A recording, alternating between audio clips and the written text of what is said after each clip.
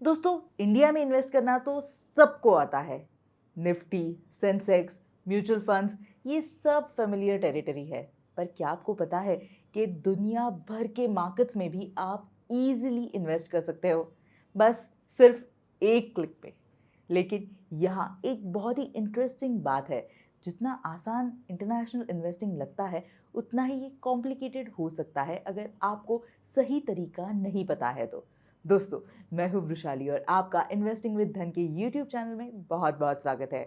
आज हम बात करेंगे इंटरनेशनल ईटीएफ्स के बारे में कि कैसे ये इंडियन इन्वेस्टर्स के लिए ग्लोबल डाइवर्सिफिकेशन का एक गेटवे बन सकता है। मगर आपको मैं एक बहुत ही सिंपल सा सवाल पूछना चाहती हूँ। इंटरनेशनल ईटीएफ्स में इन्वेस्ट करने के लिए क्या हमें एक यूएस बैंक अकाउंट की ज़रूरत है या नहीं? मुझे जल्दी से कमेंट्स में बताइए। और हाँ, अगर मैं इस वीडियो में किसी भी स्टॉक या फिर ईटीएफ का नाम ले रही हूँ तो ये सिर्फ एक एग्जाम्पल के तौर पर ले रही हूँ, आपको कंसेप्ट समझाने के लिए। ये किसी भी तरह का बाय या फिर सेल रिकमेंडेशन नहीं है। तो चलिए दोस्तों, बात करते हैं इंटरनेशनल ईटीएफ्स के बारे में। सबसे पहले इसका मतलब एग्जैक्टली है क्या? सिंपल शब्दों में कहें तो ये ऐसे फंड्स हैं जो फॉरेन मार्केट्स में इन्वेस्ट करते हैं। यूएस के नैस्डैक, एस&पी 500 या फिर यूरोपियन मार्केट्स, सबका एक्सपोजर आपको ईटीएफ के थ्रू मिल सकता है। अब सवाल आता है कि क्यों क्यों करना चाहिए मुझे इंटरनेशनली इन्वेस्ट? इंडिया में तो इतने सारे ऑप्शंस हैं, फिर भी इंटरनेशनल में क्यों जाना है, राइट? देखिए दोस्तों, डाइवर्सिफिकेशन की बात करें तो जोग्राफिकल डाइवर्सिफिकेशन भी उतना ही इम्पॉर्टेंट होता है। अगर इंडिया के मार्केट्स में करेक्शन आ जाए तो इंटरनेशनल एक्सपोजर आपके पोर्टफोलियो को बैलेंस कर सकता है। पर यहाँ एक छोटा सा कैच है। इंटरनेशनल ईटीएफ्स सिर्फ जोग्राफिकल डाइवर्सिफिकेशन नहीं देते, बल्कि करेंसी डाइवर्सिफिकेशन भी आपको इसमें मिलता है। रूपी वीक होने पर डॉलर एक्सपोजर का बेनिफिट मिल सकता है, लेकिन रिमेंबर, करेंसी वोलेटिलिटी दोनों तरफ वर्क कर सकती है। इंटरनेशनल ईटीएफ्स के टाइप्स की बात करें दोस्तों तो मेनली इसमें 3 कैटेगरीज है। पहली है ब्रॉड मार्केट ईटीएफ्स, जो पूरी कंट्री या रीजन को ट्रैक करते हैं। दूसरी है सेक्टर स्पेसिफिक ईटीएफ्स, जो सिर्फ टेक्नोलॉजी या हेल्थ केयर जैसे सेक्टर्स पर फोकस करते हैं। और तीसरी है थीमैटिक ईटीएफ्स, जो स्पेसिफिक ट्रेंड्स को कैप्चर करते हैं।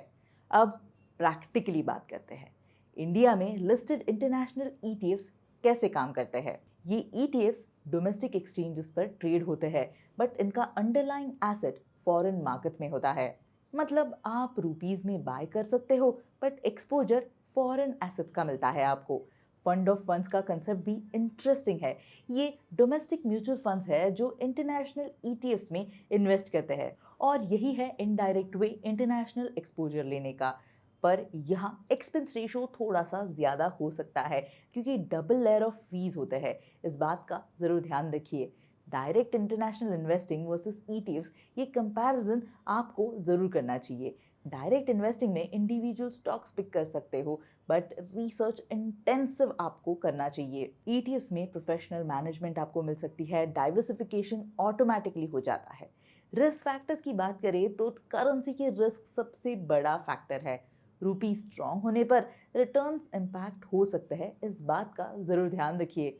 वही political risks, regulatory changes, time zone differences, ये सब फैक्टर्स को आपको कंसिडर ज़रूर करना चाहिए। दोस्तों, टाइमिंग की बात करें तो इंटरनेशनल मार्केट के टाइम जोन्स भी डिफरेंट होते हैं। यूएस मार्केट इंडियन टाइम के अकॉर्डिंग शाम या रात में ट्रेड होते हैं। लिक्विडिटी कंसर्न्स भी है, तो इस बात का ध्यान रखिए। कभी कभी इंटरनेशनल ईटीएफ्स की volumes compare to domestic ETFs कम हो सकती है। वही दोस्तों, रिसर्च अप्रोच आपका डिफरेंट होना चाहिए इंटरनेशनल ईटीएफ्स के लिए। Global economic indicators, geopolitical events, currency trends, ये सब आपको ट्रैक करते रहना चाहिए। डोमेस्टिक फैक्टर्स के साथ इंटरनेशनल फैक्टर्स भी कंसिडर ज़रूर आपको करने चाहिए। बट इंडिया में कौन कौन से इंटरनेशनल ईटीएफ्स है, ये आप पूछोगे, राइट? चलिए वो देख लेते हैं। दोस्तों, अगर इंटरनेशनल ईटीएफ्स मुझे लेने हैं तो यहाँ पर आपको एक्सचेंज ट्रेडेड फंड्स में जाना है, और यहाँ डिस्कवर मोर कैटेगरीज पर जाना है। यहाँ पर आपको सारे जो इंडेक्स फंड्स के कैटेगरीज है वो मिल जाएंगे, और यहाँ आपको ग्लोबल पर क्लिक करना है, ताकि इंटरनेशनल ईटीएफ कौन कौन से है जो आप ले सकते हो, ये आपको लिस्ट मिल जाएगी। यहाँ पर देखिए, सबसे पहला है निप्पॉन हैंग सेंग ETF। अब हैंग सेंग यानी कि हांगकांग, अगर आप वहाँ इन्वेस्ट करना चाहते हो तो आप ये ETF ले सकते हो।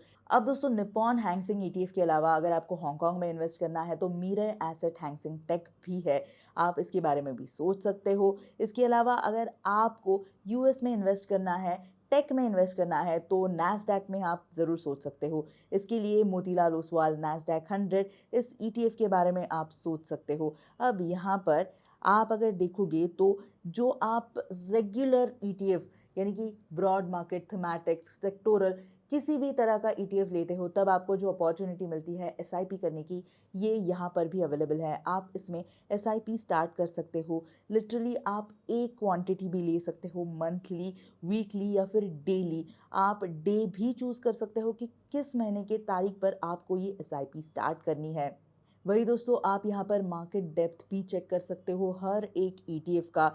इसके अलावा अगर आप हिस्टोरिकल परफॉर्मेंस देखोगे तो यहाँ पर आपको 1 ईयर हाई, 1 ईयर लो, 3 ईयर हाई, 3 ईयर लो, 5 ईयर हाई और 5 ईयर लो, ये सब ऑप्शंस आपको दिखेंगे। और आपको जो 1 ईयर परफॉर्मेंस इंडिकेटर है ये भी मिलेगा, यानी कि आपको अगर बहुत ज़्यादा लग रहा है कि नहीं, बहुत शेयर भागा हुआ है, तो आप थोड़ा सा वेट भी कर सकते हो। ये आपको जो 1 ईयर परफॉर्मेंस इंडिकेटर है, ये आपको बहुत ज़्यादा मदद कर सकता है। वही दोस्तों, अगर आपको इन्वेस्टमेंट रिटर्न्स ये देखने हैं किसी भी ETF के, तो यहाँ पर देखिए नैस्डैक 100 का अगर आप इन्वेस्टमेंट रिटर्न देखोगे तो लॉन्ग टर्म में यानी कि 1 ईयर में इसने 17.43% के रिटर्न्स दिए हैं। सेम चीज़ अगर आप दूसरे ETF में देखोगे, यानी कि समझ लीजिए अगर आपको हैंग सेंग लेना है और यहाँ पर आप नीचे स्क्रॉल डाउन करोगे तो यहाँ पर 1 ईयर रिटर्न आप देख सकते हो, तो ये 23.71% है। लॉन्ग टर्म और ज़्यादा आप सोच रहे हो तो 5 ईयर के रिटर्न्स भी देख सकते हो आप। वही दोस्तों, नैस्डैक के अलावा अगर आपको सिर्फ और सिर्फ कुछ कंपनीज जो बहुत ही बड़े कंपनीज है, तो टेक के बहुत ही बड़े कंपनीज है, तो उसमें आप इन्वेस्ट करना चाहते हो तो NYSE फैंग प्लस ये ETF भी है, इसमें आप ज़रूर सोच सकते हो। यहाँ पर कंपनीज पर अगर आप क्लिक करोगे तो इसमें कौन कौन से कंपनीज है ये आपको इसमें मिल जाएगा, और इसके साथ साथ आपको वेटेज भी मिल जाएगा उस कंपनी का, तो ये आप चेक कर सकते हो। इसके अलावा दोस्तों, अगर आप S&P 500, ये भी यूएस का ही इंडेक्स है, अगर आप S&P 500 के टॉप 50 कंपनीज में इन्वेस्ट करना चाहते हो तो यहाँ पर वो भी ऑप्शन है, और यहाँ पर कंपनीज को क्लिक करके आप इसमें भी देख सकते हो कि कौन कौन से कंपनीज है, और उसके हिसाब से आप डिसाइड कर सकते हो कि तो आपको लेना है या नहीं। तो सिंपल शब्दों में दोस्तों, अगर आपको इंटरनेशनल ETFs में इन्वेस्ट करना है तो इस समय Hang Seng ETF, Nasdaq 100, NYSE FANG plus, S&P 500 top 50 और हैंग सेंग टेक और नैस्डैक क्वालिटी, ये सब आपको ऑप्शंस मिलेंगे। उसमें से आप कोई भी चूज़ कर सकते हो, बाय कर सकते हो लमसम में या फिर SIP कर सकते हो। ये बहुत ही ईजी है, इस तरह से आपको इंटरनेशनल ETF का जो एक्सपोजर है वो ईजिली मिल सकता है। अब दोस्तों, बात करते हैं पोर्टफोलियो एलोकेशन में कैसे बैलेंस करना इंपॉर्टेंट है। दोस्तों, पोर्टफोलियो एलोकेशन में बैलेंस बनाना बहुत ही इंपॉर्टेंट है, इस बात का ज़रूर ध्यान रखिए। ग्रेजुअल एलोकेशन स्ट्रैटेजी एक बेटर अप्रोच हो सकता है। कॉस्ट स्ट्रक्चर समझना भी बहुत ज़रूरी है। Expense ratio, currency conversion cost, exit loads, इस सब को आपको एडअप करना चाहिए और देखना चाहिए टोटल कॉस्ट ऑफ ओनरशिप क्या है। ये कैलकुलेट करके ही इन्वेस्टमेंट डिसीजन आपको लेना चाहिए। रेगुलेटरी लैंडस्केप भी इवॉल्विंग है। सेबी के rules time to time change होते रहते हैं। इंटरनेशनल इन्वेस्टिंग के लिए कंप्लायंस रिक्वायरमेंट्स की अवेयरनेस आपको रखनी चाहिए। इंटरनेशनल ETFs में लॉन्ग टर्म पर्सपेक्टिव ज़रूरी है। शॉर्ट टर्म वोलेटिलिटी ज़्यादा हो सकती है करेंसी मूवमेंट्स की वजह से, इस बात का ध्यान रखिए। मगर दोस्तों, पेशेंस और कैपिटल रिक्वायरमेंट, इन दोनों का भी आपको ध्यान रखना चाहिए इंटरनेशनल इन्वेस्टिंग में।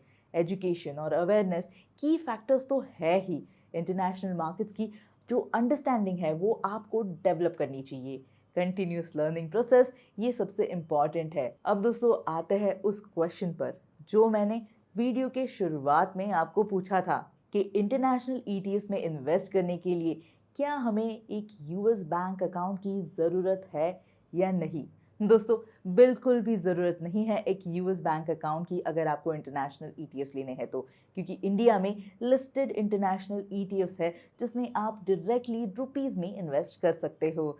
धन के थ्रू रेगुलर ट्रेडिंग अकाउंट से ही आप इंटरनेशनल एक्सपोजर ले सकते हो। इस बात का ध्यान रखिए।